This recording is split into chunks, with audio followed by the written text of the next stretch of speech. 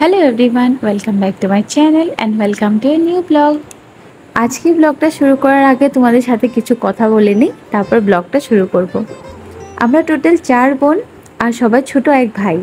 তো যখন ভাই ছিল না, আমরা 4 বোনই ছিলাম, তখন খুব কান্না করতাম যে মানুষরা রাখি বন্ধন কত সুন্দর করে করে, ভাই ফোঁটা খুব সুন্দর করে করে। তো মাকে বলতাম কি, মা আমরা কাকে রাখি বাঁধবো, আমরা কাকে ভাই ফোঁটা দেবো, আমাদেরও ভাই লাগে। তো মা আমাদের কথা শুনে প্রত্যেকবার রাখি হোক বা ভাইফোঁটা হোক আমরা গোপাল ঠাকুরকে দিতাম। আর আমাদের মা ওদের যেটা গুরুদেব, আর আমরা বলি গোসাই দাদুভাই, ওনাকে আমরা রাখি বন্ধন বা ভাইফোঁটা ওদের ফটোতে আমরা দিতাম। তারপরে যখন ভাই হয়েছে তো সবাই তো খুব খুশি। প্রতিবার এই দিন দুটো খুব সুন্দর করে আমরা সেলিব্রেট করি। হ্যাঁ, আমি বলছি না কি ফাংশন করি, বাট আমরা খুব ফুর্তি করে এই দিনটা আমরা কাটাই। আর বিয়ের পর অনেক কিছু বদলে যায়, সব ওকেশনে ঘরে যাওয়াটা পসিবল হয় না।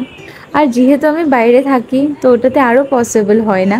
কিন্তু গত বছর আমি ঘরেই ছিলাম, তো ভাইকে রাখি বাঁধা হয়েছে। আমি ভাইয়ের সাথে সাথে আমার বড়দিকেও বাঁধি, আর সাথে আমার জিজুকেও রাখি পড়াই।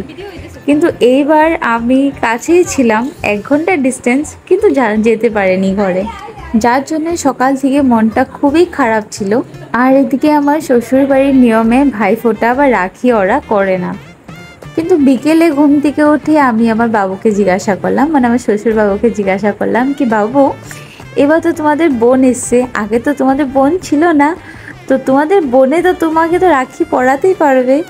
আর আমার এই কথা শুনে বাবু বলল, হ্যাঁ এরকম নিয়ম তো কিছু নেই কি পড়াতে পারবে না, তো তোমার যদি ইচ্ছা আছে তুমি করতে পারো, তুমি রাখিটা সেলিব্রেট করতে পারো ঘরে। আর এই কথা শুনে আমার সারা দিনে যেটা মনটা খারাপ ছিল, আমার সত্যি মনটা খুব ভালো হয়ে গেছে কি হ্যাঁ, ভাইকে রাখি পরাতে পারবো না, কিন্তু আমার এই ঘরে একটা বড়দাদা আছে, বড়দাকে তো অ্যাটলিস্ট আমি পরাতে পারবো রাখি। আর তার সাথে মাম্মা এসছে বলে এই ঘরে আরেকটা সেলিব্রেশন অ্যাড হয়েছে, ওটার জন্য আমি খুব খুশি হয়ে গেছিলাম। তো তাড়াতাড়ি করে সন্ধ্যা হওয়ার আগে কিছু দূর্বা নিয়ে এসেছিলাম, আর সন্ধ্যা দিয়ে এদিকে আমি ছোট্ট মোট্ট একটা রেডি করেছিলাম রাখির জন্যে। আর ওটাই আজকে এই ব্লগটাতে তোমাদের সাথে আমি শেয়ার করব। তবে চলো ভিডিওটা শুরু করা যায়। পাশের বাড়ির দোকান থেকে গিয়ে 2-3টা রাখি নিয়ে এসেছিলাম, আর এদিকে বাবুও রাখি নিয়ে এসেছিল। আর তারপর এদিকে সাজানোর জন্যে আমার বড়দি আমাকে হেল্প করেছে। বড়দা দোকান থেকে মিষ্টি নিয়ে এসেছিলো শুনে, তারপর মা আর বাবু দুজনেই মিলে মাম্মামকে আশীর্বাদ করলো আর সাথে রাখিটা পরিয়ে দিল। আর মাম্মাম তো রাখি বাঁধতে পারবে না, তো ওটার জন্যে মানে বাবুকে আমি রাখিটা পরিয়ে দিয়েছি। আর এদিকে মা আর বাবু রাখি বাঁধা হয়ে গেছে, আর এদিকে বদ্দা আর মেজদা দুজনে বসে গেছে রাখির জন্যে। আর প্রথমে বড়দি মেজদাকে পরাবে, তারপর আমি দুজনকে পরাবো।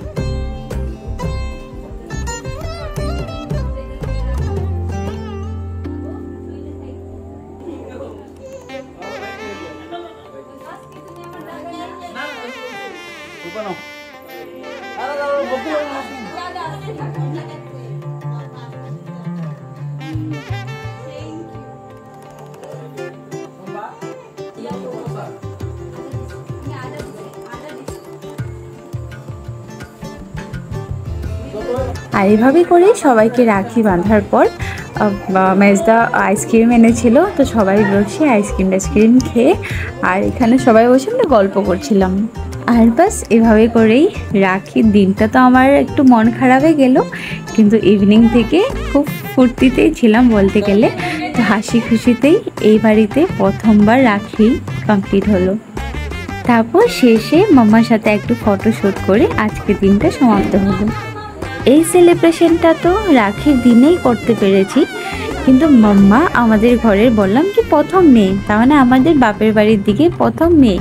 আর আমার বড়দির ঘরে ছুটদির ঘরে দুজনের ঘরেই ছেলে, তো দুই দিদি দুই ছেলের জন্য এবার প্রথম রাখি। তো ওরা অনেক এক্সাইটেড ছিল, কিন্তু রাখির দিন তো যেতে পারিনি। তো পরে যখন মামা ভাতের জন্য গিয়েছিলাম তখন বড় দিদির ছেলেটা মানে পাপাই আর বাবাই ওরা দুজনকেই রাখি পরিয়েছে মাম্মা। তো ওই দিনেরও কিছু ফটো তোমাদের সাথে আমি শেয়ার করলাম।